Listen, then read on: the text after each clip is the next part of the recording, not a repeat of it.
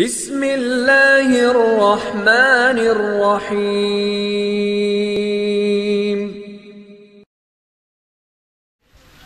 আমার নবীজির আগমন, ঈদে মিলাদুন নবী সাল্লাল্লাহু আলাইহি ওয়াসাল্লাম। আজকের এই মাহফিলটা ঈদে মিলাদুন নবী। সবাই আনন্দে, মহব্বতে, প্রেম নিয়ে কয়েকবার দুরূদ শরীফ পড়ি। আল্লাহুম্মা সাইয়্যিদিনা মাওলানা ওয়া আলা আলি সাইয়্যিদিনা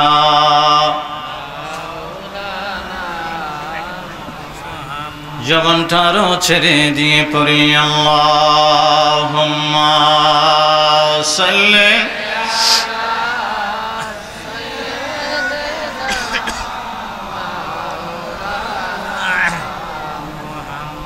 وعلى آل سيدنا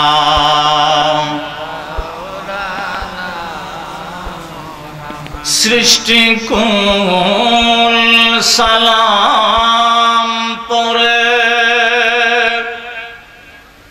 আমার নূর নবীজি এলো বলে। ঠিক না? আওয়াজ নাই, ঠিক না?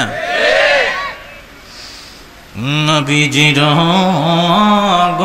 আগমনে খুশির জোয়ার বয়ে চলে। আল্লাহুম্মা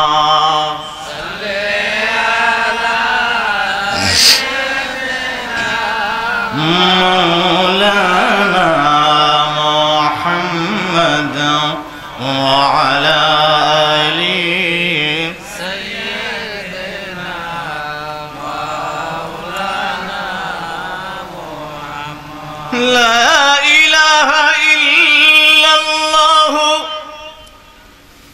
মুহাম্মাদুর রাসূলুল্লাহ।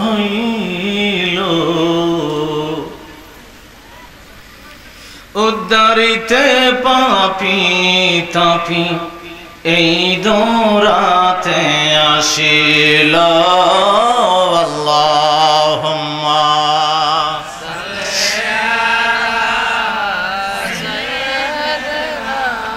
মাওলানা মুহাম্মদ ওয়া আলা আলি সাইয়্যিদিনা মাওলানা মুহাম্মদ।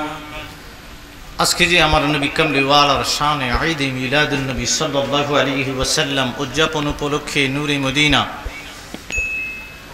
সুন্নি যুব সংঘের উদ্যোগে আতুকুরা আহলে সুন্নাত ওয়াল জামাত কর্তৃক আয়োজিত এই মাহফিলে আপনারা বসতে পেরে, আসতে পেরে খুশি না বেজার?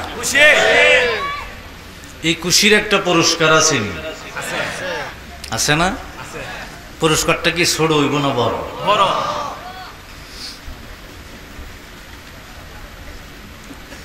28তম মাহফিল, তার মানে হলো 28 বছর যাবত এই মাহফিলটা হচ্ছে। ঐতিহাসিক সুন্নি মহাসম্মেলনের সুসম্মানিত সভাপতি, আপনাদের গ্রামের প্রবীণ মুরব্বী, প্রবীণ আলেম হযরত মাওলানা কাজী জালালউদ্দিন সাহেব মুদ্দাজিল্লাহুল আলী, হাফিজ মাওলানা আব্দুল্লাহ আল কদরি সাহেব মুদ্দাজিল্লাহুল আলী, মোহাম্মদ ফরিদ আহমদ মেম্বার সাহেব, শেখ মোহাম্মদ বদর আলম সাহেব, শেখ আরব আলী মেম্বার সাহেব, মোহাম্মদ শফিউল আলম মেম্বার সাহেব, সবারত্ন ঐতিহ্যবাহী ফান্দাক দরবার শরীফের বর্তমান গদনিশীন পীর হযরত মাওলানা মুফতি সৈয়দ মঈনুদ্দিন আহমদ আল হুসাইনি সাহেব মুদ্দাজিল্লাহুল আলী, হযরত মাওলানা মুফতি আলাউদ্দিন জাহাজি সাহেব, অসংখ্য উলামায়ে কেরাম। আমি এখানে গণনা করে দেখলাম প্রায় 13 জন হাফেজের নাম আছে। সুবহানাল্লাহ। তার মানে এই 13 জন হাফেজ আপনাদের গ্রামে। এই 13 জনের ভিতরে একজনে 10 জন করে লইয়ে যাব, 13 জনে কয়জন নিব? বেহেশতে লইয়ে যাব। কই লইয়ে যাব? বেহেশতে। কোথায়? একজনে কয়জন নিব? 10 জন। 13 জনে কয়জন নিব? 130 জন লই যাব গা। 130 জন কারা? যাদের বাজেট হয়ে গেছে দুজকি তারা। জোরে বলবেন না সুবহানাল্লাহ। হযরত মাওলানা মুফতি সিরাজুল ইসলাম জালালী সাহেব, হযরত মাওলানা কারি আব্দুস সামাদ মুহাম্মদ সুমন সাহেব, আমন্ত্রিত ওলামা ইকরামের ভিতরে অসংখ্য আমন্ত্রিত ওলামা ইকরাম, মুরব্বিয়ানে আযম, আমার যুবক ভাইরা, বন্ধুরা, বাবারা, পর্দা নিশিন, আবেদা সালেহা মা বোনেরা, আপনাদের খেদমতে আবারও আমার নবী পাকের শিক্ষা দেওয়া রহমতপূর্ণ সালাম আপনাদের খেদমতে পেশ করছি। আসসালামু আলাইকুম ওয়া রাহমাতুল্লাহি ওয়া বারাকাতুহু।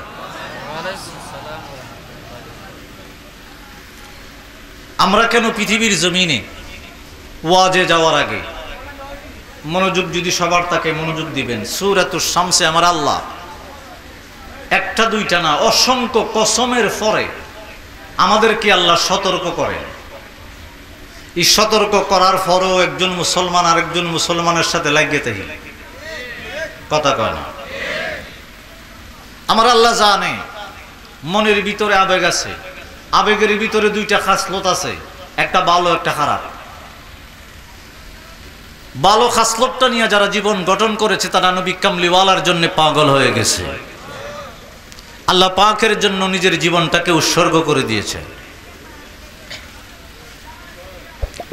আমার বাবার বন্ধুরা, আমার নবী কামলিওয়ালা নূরের জবান দিয়ে বলতে লাগলেন, আব্দুল্লাহ ইবনে আব্বাস,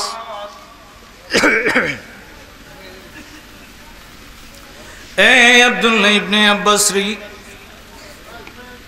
যে রাত্রবেলা আমি পৃথিবীর জমিনে শুভে সাদেকে আগমন করব রে, আমার আল্লাহ সমস্ত জগতের ভিতরে একটা রহমত নাজিল করে দিয়েছে। আব্দুল্লাহ ইবনে আব্বাস বলেন, নবী গো,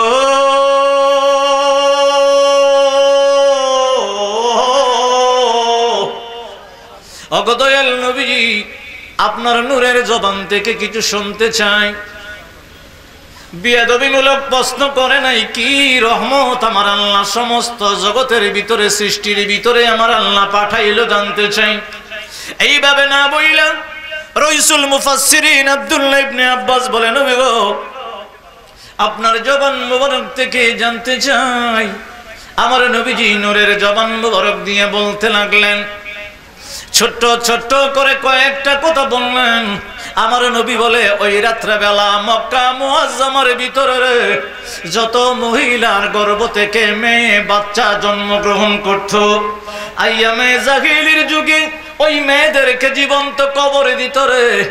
ও আব্দুল্লাহ ইবনে আব্বাস, যে রাত্রেবেলা রাত্রি শেষ হইলে সুবে সাদিকে আমি আগমন করব রে, একটা রহমতের ভিতরে সবচেয়ে ছোট রহমতটা হলো মক্কা মুআজ্জামায় যত গর্ভবতী নারী আছে রে, সমস্ত গর্ভবতী নারীর পেটের ভিতরের বাচ্চাটাকে আমার আল্লাহ ছেলে বানাইছে। আমার নবীজি ডাক দিয়া বলে, আব্দুল্লাহ ইবনে আব্বাস, আমার আল্লাহ স্বয়ং খুশি হইয়া রে আসমানের দরজা খুইলা দিছে, বেহেশতের দরজা আমার আল্লাহ খুলে দিয়েছে। আপনারা যদি বুঝে থাকেন বাবা, আমার নবীজি নূরের জবান মুবারক দিয়ে বলতে লাগলেন, আমার আল্লাহ খুশি হইয়া আসমানের দরজা খুইলা দিছে। কি হইয়া? জোরে কোন, কি হইয়া? কথা কয় না, জোরে। খুশি হইয়া আসমানের দরজা খুলে দিছে। আসমানের দরজা কটা? আপনারা প্রশ্ন করছি, আমরা তো ওই হুজুরে একটা ওয়াজ করলে হুজুরের পক্ষে যাই, হুজুরটা যে কত বালা, কিন্তু হুজুর তো আমার নবীজির বিরুদ্ধে সারা জীবনে লিখে থাকে, কথা কয় না। আমি তো প্রথম ঠিক করলাম, এক যুগ থেকে বেশি আমি ওয়াজ করি হাতে গোড়া। আসমানের দরজা কয়টা? প্রত্যেকটা আসমানে তো দরজা আছে না নেই? কথা কয় না, আছে না? আছে তো। আমার নবী পাক যখন মেরাজে যান, গভীর মনোযোগ নবীর শানটা বোঝানোর জন্য, তারপরে আমি কোরআনের আয়াতে যাব।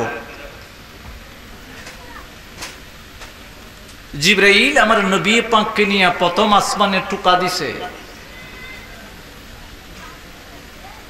ভিতর থেকে, আসমানের ভিতর থেকে আওয়াজ আসছে, মানান্তা, তুমি কেডা, কে? এখন বুঝার বিষয়, একটু বুঝেন নবীজির শানটা। জিবরাইল আমার নবীর কাছে 24,000 বার আইছে আর গেছে। এমন কোন হাদিস নাই জিবরাইল 24,000 বার আসতে যাইতে আসমানে টুকা দিয়া কইছে দরজা খুলো। কথা কয় না, একবারও বলে না, একটা হাদিসও দেখাইতে পারতো না। 24,000 বার উনি আইসে গেছে।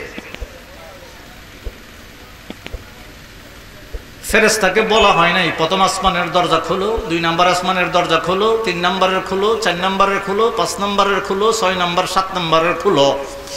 দরজা খুলতে হয় নাই। জিবরাইল আমিনকে আমার আল্লাহ অর্ডার করলে এমনি দরজাগুলো টাস টাস করে খুলে যায়। তাহলে আমার নবীকে যখন নিয়ে গেছে প্রথম আসমানে, তখন ভিতর থেকে আওয়াজ করতে হইছে দরজা খোলো, বাহির থেকে আওয়াজ করতে হইছে, জিবরাইলে বলতে হইছে দরজা খোলো, ভিতর থেকে আবার বলছে আপনি কে?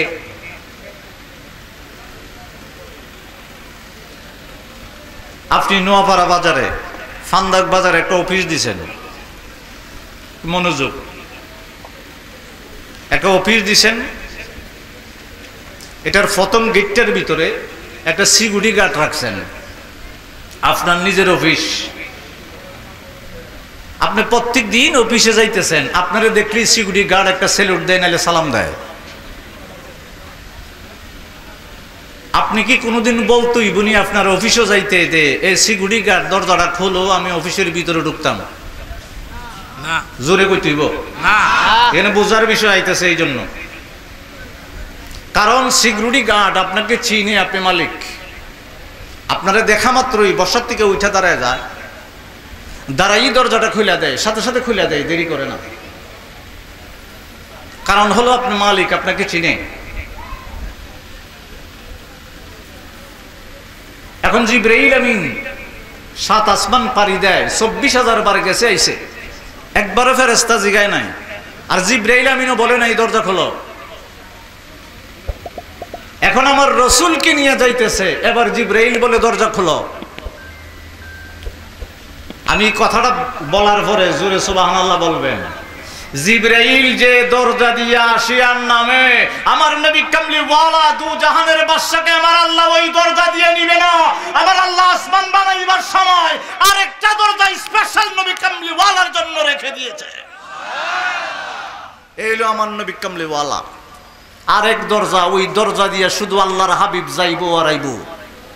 চিল্লায় এখন সুবহানাল্লাহ। এবার আমার আল্লাহ বলেন,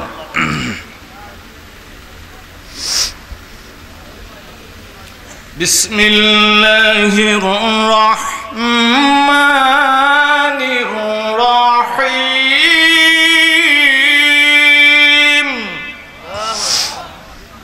জোরে আল্লাহু আকবার কইলে সওয়াব আছে, জোরে কোন আল্লাহু আকবার। وهو الذي خلق السماوات والأرض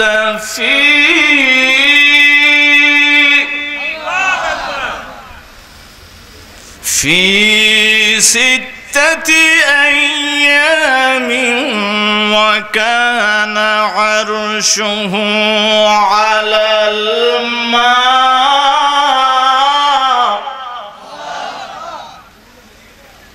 একটু ক্লাসের মতো বুঝাইতেছি, টান টুন বেশি শুনছেন। আমার আল্লাহ কয় ওয়া হুয়াল্লাযী খালাকাস সামাওয়াতি ওয়াল আরদ ফি 6 আইয়াম। আল্লাহ কয় জমিনদার আসমানদা আমি 6 দিনে বানাইছি। কিন্তু পরের কথাটা হলো ওয়া কানা আরশুহু আলাল মা। আল্লাহ জমিনও বানায় নাই, আসমানও বানায় নাই, চন্দ্রও বানায় নাই, সূর্যও বানায় নাই, জিনও বানায় নাই, ফেরেশতা বানায় নাই, কিচ্ছু না। আল্লাহ ফরের শব্দগুলা বলতেছে ওয়া কানা আরশুহু আলাল মা, পানির উপরে আমার আরশ। সুবহানাল্লাহ, সুবহানাল্লাহ। ওয়া কানা আরশুহু আলাল মা, ওই সময় আসমান নাই। আল্লাহ আগেই বলে দেয় 6 দিনে বানাইছি। তারপরে শব্দগুলো আমার আল্লাহ বলে পানির উপরে আরশ, শুধু পানি, আসমান নাই, জমিন নাই, কিচ্ছু নাই, শুধু পানি, পানির উপরে আমার আরশ। সুবহানাল্লাহ। আসমানের কথাটা আসছে যে আল্লাহ খুশি হইয়া আসমানের দরজা খুলে দিছে, এই সময় আসমানের দিকে যাইতেছি। বিরক্ত হইতেছে? আমার নবী কামলিওয়ালার দরবারে আব্দুল্লাহ ইবনে আব্বাস বলে, ইয়া রাসূলুল্লাহ, নবী গো, ওগো দয়াল নবীজি, ওয়া কানা আরশুহু আলাল মা, পানির উপরে আমার আল্লাহর আরশ। আপনি নবী কামলিওয়ালার কদম মুবারকে আমার দরখাস্ত, আমার আল্লাহ আরশের নিচে পানি আর পানির উপরে আরশ। আমার আল্লাহ পানি কি দ্বারা বানাইছে? আমার নবী কামলিওয়ালা কয়, আব্দুল্লাহ ইবনে আব্বাস রে, আমার আল্লাহ আল্লাহর কুদরতে একটা ইয়াকুত লাল টকটকে পাথর বানাইলো। ওই পাথরটার দিকে আমার আল্লাহ জালালিয়াতের নজর যখন ইয়াকুত পাথরের উপরে মেরে দিয়েছে, ওই ইয়াকুত পাথরটা গলে গলে পানি হইয়া গেছে। সুবহানাল্লাহ। আমরাও কিলোমিটার সৃষ্টি হই।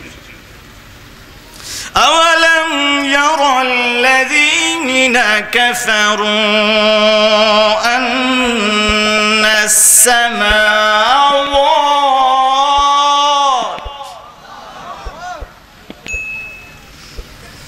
والأرض كانتا رتقا ففتقناهما চিল্লাইকুন আল্লাহু আকবার। এখন এই আয়াতে আমার আল্লাহ কয়, আসমান আর জমিন আমি বানাইছি, বানাইয়া এইলো আসমান, খেয়াল আছে নি? এটা আসমান, এটা জমিন। আমার আল্লাহ এই আয়াতে করে সূরা আম্বিয়ার 30 নম্বর আয়াত কয়, আসমান আর জমিন একসাথে লাগায় রেখে দিছি। সুবহানাল্লাহ বলবেন? সুবহানাল্লাহ। এখন আসমান আর জমিন যে লাগায় রেখে দিছে, কেউরে দিয়ে উদ্বোধন করব। সুবহানাল্লাহ। ওয়াজ কিন্তু কঠিন, একটু না বুঝতে ফেসলে কি যাবো, মানে বেশি বাধা বুধার মাঝখানে যখন মাহফিল তেন বিশ্বাসটা একটু বুঝন লাগবো, কথা কয় না? আসমান আর জমিন বানাই আমার আল্লাহ লাগাই রেখে দিছে। সুবহানাল্লাহ বলবে? দেখবেন আপনি বাজার থেকে একটা গড় কিনছেন, অনেকে দোকান গড় বেচালা না, চাল পেছেনি, চাল যখন বেচালায়, আপনি যখন চালটা আনতেন সেন ভাই, আনতে চাইলে কি করতেই বল, ফিলার গুলা কি রেখে আনতে পারবেন না, ফিলার গুলা ছড়াইবেন। ফিলার গুলা যখন ছড়াইবেন তখন জমিনটা, এই আসমানের চালটা অত ছিল উপরে, এখন লাগছে কই? জমিনও। তা আল্লাহ কই, আসমান আর জমিন আমি আল্লাহ বানায় একসাথে লাগায় রাখছি। এখন এগুলা তো আলাদা আল্লাহ করবো না নি, এখন আলাদা আসেনি, খারি দিয়ে করব, জানার দরকার আছে না নেই? কথা হয় আসেনি? আব্দুল্লাহ ইবনে আব্বাস বলে, ইয়া রাসূলুল্লাহ, দয়াল নবীজি, আমি জানতে চাইলাম, আপনি বললেন ওয়া কানা আরশুহু আলাল মা, আমার আল্লাহ পানির উপরে আরশে আযীম রেখে দিয়েছে। ইয়া রাসূলুল্লাহ, আপনি বললেন আমার আল্লাহ ইয়াকুত লাল টকটকে পাথর বানাইয়া পাথরের উপরে আমার আল্লাহর তাজাল্লিয়াতের দৃষ্টি যখন দিয়েছে, ওই ইয়াকুত পাথরটা গলে গলে আমার আল্লাহ পানি বানিয়ে দিয়েছে। ওগো নবীজি, আপনার জবান মোবারক থেকে আরো শুনতে চাই। আমার নবীজি বলতে আরম্ভ করলেন, আব্দুল্লাহ ইবনে আব্বাস রে, যাই না রাইখো রে, আমার আল্লাহ এই পানির ভিতরে চতুর্মুখী একটা বাতাস সৃষ্টি করে দিয়েছেন। চতুর্দিক থেকে বাতাস লাগাইতে আরম্ভ করলো পানির উপরে বাতাস লাগার কারণে এইভাবে একটা ফ্যানার একটা স্তূপ হয়ে গেল। বাবা, আপনারা দেখবেন পুকুরের ভিতরে হাত দিয়া নাড়াচাড়া করলে, কোনো কাজকর্ম করলে, বা নদী বা খালের ভিতরে তরঙ্গ সৃষ্টি হলে সাইড দিয়ে একটু ফ্যানার সৃষ্টি হয়। আমার নবী কামলিওয়ালা ডাক দিয়ে বলে, আব্দুল্লাহ ইবনে আব্বাস, চতুর্মুখী বাতাস আমার আল্লাহ পানির উপরে সৃষ্টি করে, বাতাস দিয়ে আমার আল্লাহ পানি থেকে একটা ফেনার পর্বত এইভাবে বানিয়ে দিয়েছে। ওই পর্বতটা আস্তে আস্তে উপরের দিকে যাইতে আরম্ভ করেছে। ফেনা এমন ভাবে আকার ধারণ করেছে, কারণ ওই সময় আসমান নাই রে, জমিন নাই, কিচ্ছু নাই, গাছ নাই, পালা নাই, পশু নাই, পক্ষী নাই, কিচ্ছু নাই নাই নাই। সুবহানাল্লাহ। আমার নবী কামলিওয়ালা কয়, আব্দুল্লাহ ইবনে আব্বাস রে, ওই ফেনার স্তূপ যখন আমার আল্লাহ বানাইলো, ওই ফেনার স্তূপের অগ্রভাগের ভিতরে একটু একটু করে লাল রং ধারণ করতে আরম্ভ করলো। ওই লাল রং যখন ধারণ করলো রে, ওই লাল রং থেকে আমার আল্লাহর হুকুমে একটা আগুন বানাইছে। সুবহানাল্লাহ। প্রথম ইয়াকুত পাথর থেকে ফানির উপরে বাতাস দিয়া ফেনাই জমাই থইয়া ফেনার অগ্রভাগ থেকে আগুন। সুবহানাল্লাহ। এখন আপনারা যে এইটাম চাই, আমার আল্লাহ কয়, তোরা যে পুকুরের মধ্যে পানি আছে, সাগরের ভিতরে পানি আছে, খালের ভিতরে পানি আছে, সব পানির নিচে আমি আল্লাহ আগুন রাখছি। সুবহানাল্লাহ।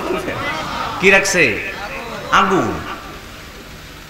মূলত আমি একটা দিকেই যাব, আমি তো শুধু মাহফিলটা গুছাইবার জন্য আসছি বললাম না, তিনটা চাবির দিকে যাব। আমার নবীজি যে তিনটা চাবি পৃথিবীতে নিয়ে আসছে।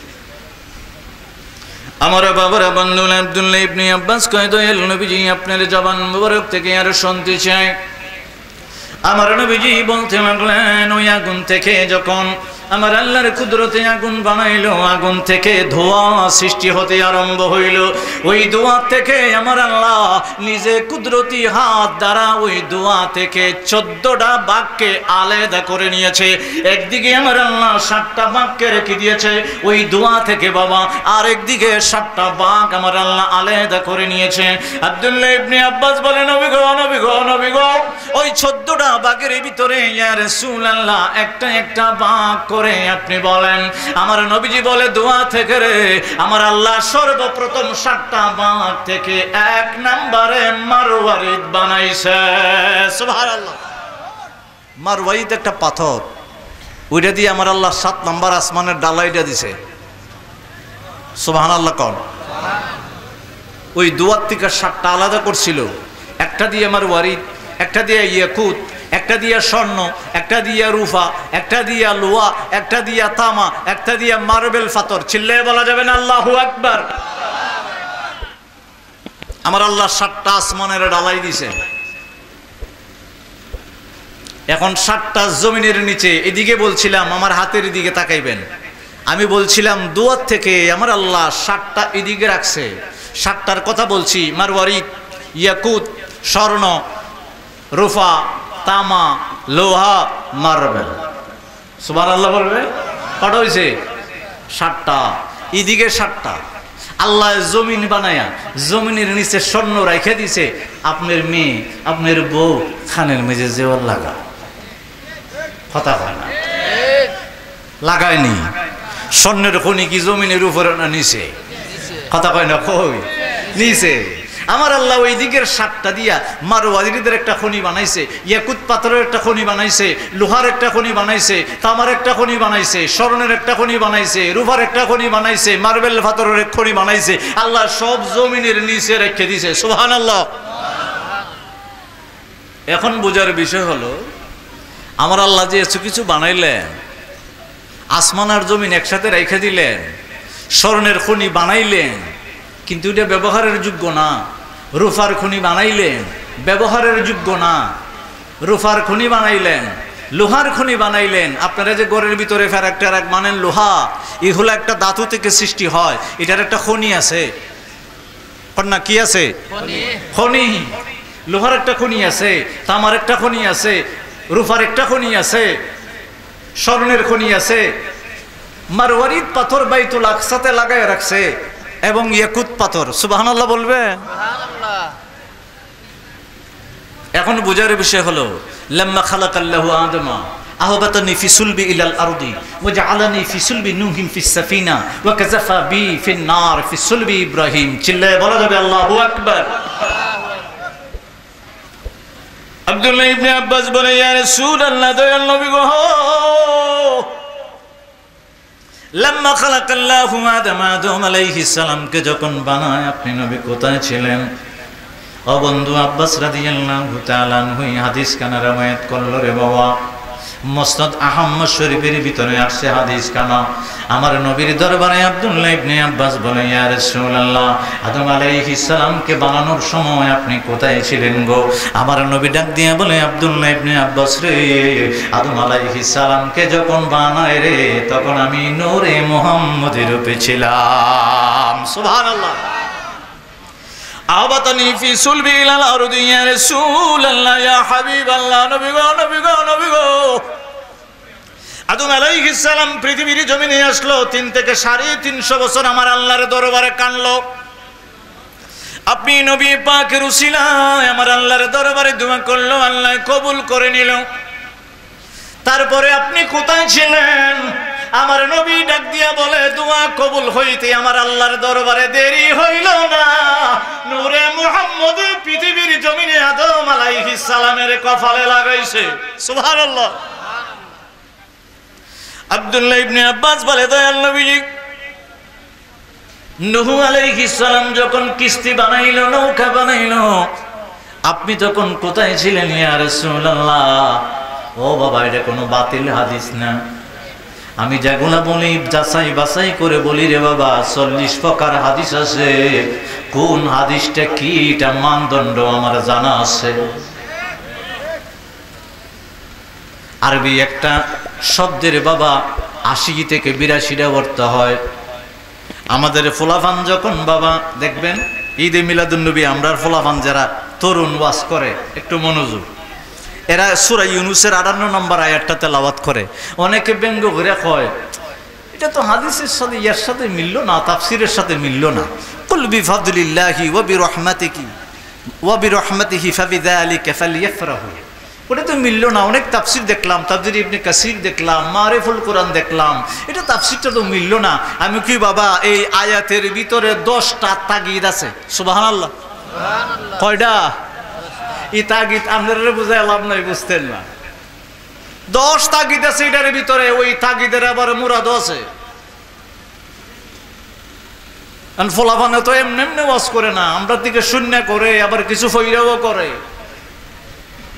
কারণ ওই আয়াতের শানটা হলো আমার দয়াল নবীজি। সুবহানাল্লাহ বলবেন। সুন্নিয়তের প্রচারের স্বার্থে ভিডিওটি লাইক, কমেন্ট ও বেশি বেশি শেয়ার করুন। আমাদের সাথে থাকুন। ধন্যবাদ।